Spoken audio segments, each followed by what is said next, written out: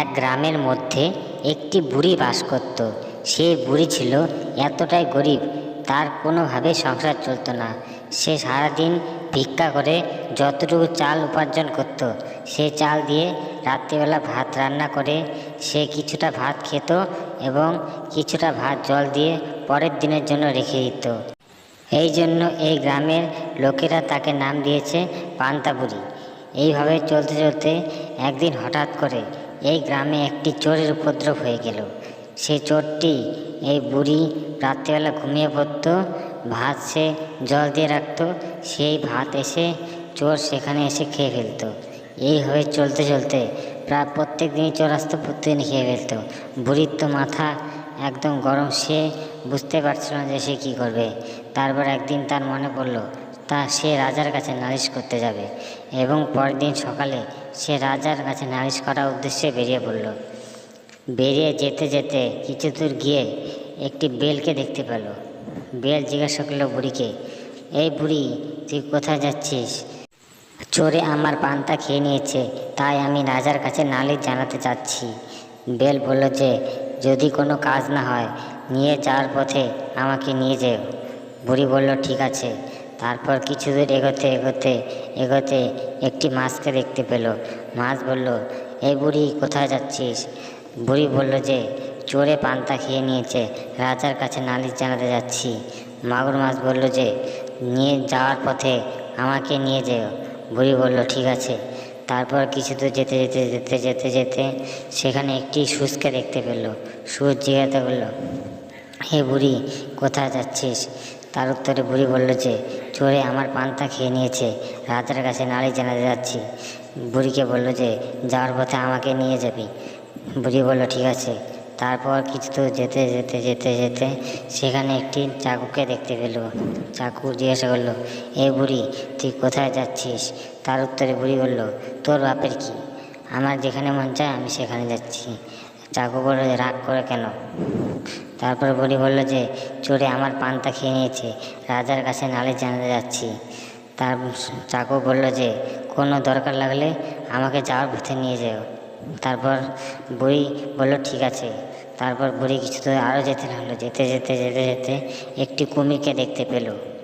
কুমির বলল যে এই বুড়ি, কোথায় যাচ্ছিস? বুড়ি বলল যে চোরে আমার পান্তা খেয়ে নিয়েছে, তাই আমি রাজার কাছে নালিশ জানাতে যাচ্ছি। বুড়িকে বলল যদি রাজার কাছে না পাস তাহলে যাওয়ার পথে আমাকে নিয়ে যাস। বুড়ি বলল ঠিক আছে। তারপর রাজার বাড়ির উদ্দেশ্যে রওনা দিয়ে দিল। যেতে যেতে যেতে রাজার বাড়ির সামনে গেল। রাজা তখন শিকারে চলে গেছে। তারপর সে সেখান থেকে ঘুরে আসলো, বাড়িতে নিয়ে আসলো। বাড়িতে নিয়ে আসার পর তারপর মাগুরকে জিজ্ঞাসা করলো, মাগুর, তুই কোথায় থাকবি? মাগুর বলল যে আমাকে তুমি পান্তার হাঁড়িতে রাখো। তারপর সে পান্তার হাঁড়িতে বুড়ি রেখে দিল মাছটিকে।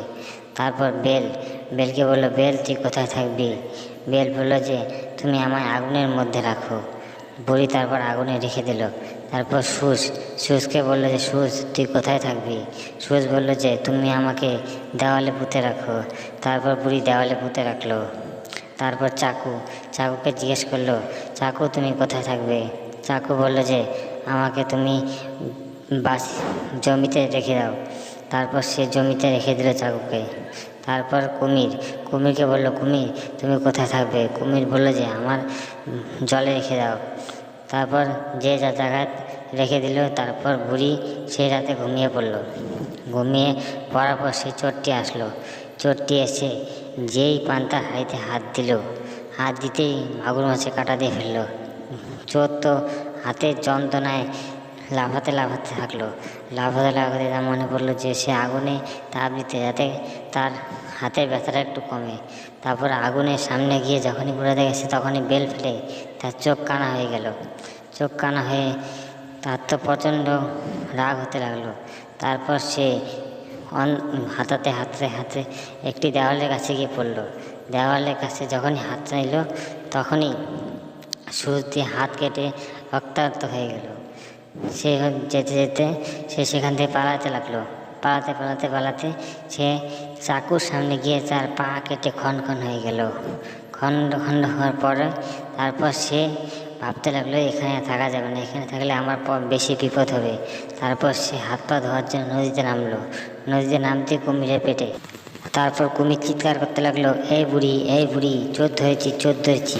সে শব্দ শুনে বুড়ি তো জেগে উঠলো। জেগে উঠে বাইরে এসে দেখলো যে কুমির চোর ধরেছে। তারপর বুড়ি সবাইকে ডাকাডাকি করে চোরকে ধরলো। চোরকে ধরে বেঁধে নিয়ে রাজার কাছে নিয়ে গেল। রাজা তারপর এমন শাস্তি দিল, সে আর বাপের জন্মে কোনোদিন ভুলবো না।